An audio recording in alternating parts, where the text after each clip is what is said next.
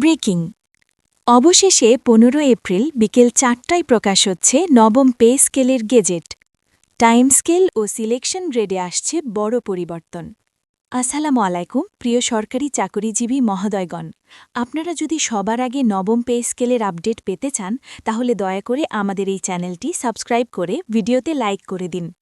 অবশেষে বহু প্রতীক্ষার অবসান ঘটিয়ে দেশের লাখো সরকারি কর্মকর্তা কর্মচারীর জন্য এলো একটি বড় ঘোষণা।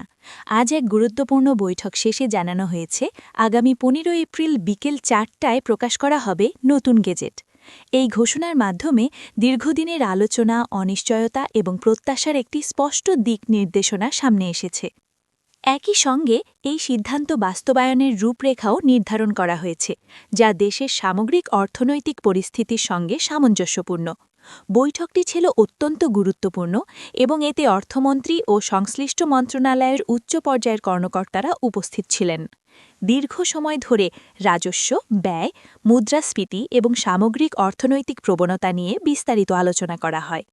সব দিক বিবেচনা করে সিদ্ধান্ত নেওয়া হয়েছে নতুন কাঠামোটি একসাথে কার্যকর না করে ২ ধাপে বাস্তবায়ন করা হবে, যাতে স্থিতিশীলতা বজায় থাকে।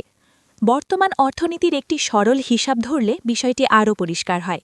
সরকারের বার্ষিক রাজস্ব আয় প্রায় ৪ লাখ কোটি টাকা এবং মোট ব্যয় প্রায় ৬ লাখ কোটি টাকা, অর্থাৎ ঘাটতি প্রায় ২ লাখ কোটি টাকা। এই অবস্থায় একসাথে বড় আকারের বেতন বৃদ্ধি কার্যকর করলে অতিরিক্ত চাপ সৃষ্টি হতে পারে। এই বাস্তবতায় ধাপে ধাপে বাস্তবায়নের সিদ্ধান্তকে একটি কৌশলগত পদক্ষেপ হিসেবে দেখা হচ্ছে। প্রথম ধাপে সীমিত পরিসরে বেতন ও ভাতা বৃদ্ধি করা হবে, যাতে তাৎক্ষণিক স্বস্তি তৈরি হয়। এরপর দ্বিতীয় ধাপে অর্থনৈতিক পরিস্থিতি অনুকূলে এলে অতিরিক্ত সুবিধা যুক্ত করা হবে। এতে করে সরকার এবং কর্মচারী উভয় পক্ষের মধ্যে একটি ভারসাম্য বজায় থাকবে। উদাহরণ হিসেবে একজন দশম গ্রেডের কর্মচারীর বর্তমান বেতন ১২,০০০ টাকা হলে প্রথম ধাপে ২০% বৃদ্ধি পেয়ে তা দাঁড়াবে ১৫,২০০ টাকা।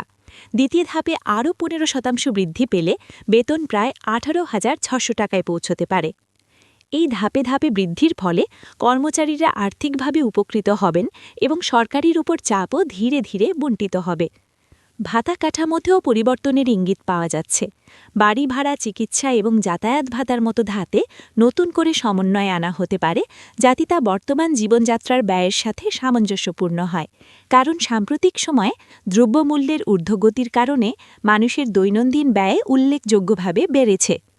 তবে এখানে একটি গুরুত্বপূর্ণ বিষয় হল মুদ্রাস্ফীতির প্রভাব। শুধু বেতন বৃদ্ধি করলেই হবে না। যদি বাজারে পণ্যের দাম বাড়তেই থাকে তাহলে প্রাকৃত ক্রয় ক্ষমতা খুব বেশি বাড়ে না। তাই বাজার নিয়ন্ত্রণ এবং সরবরাহ ব্যবস্থার উন্নয়নও সমানভাবে গুরুত্বপূর্ণ। এই সিদ্ধান্তে সরকারের একটি দীর্ঘমেয়াদী পরিকল্পনার প্রতিফলন দেখা যাচ্ছে। হঠাৎ বড় পরিবর্তন না এনে ধাপে ধাপে এগিয়ে গিয়ে একটি স্থিতিশীল ব্যবস্থা গড়ে তোলার চেষ্টা করা হচ্ছে। এটি শুধু একটি প্রশাসনিক সিদ্ধান্ত নয়, বরং একটি অর্থনৈতিক কৌশলও।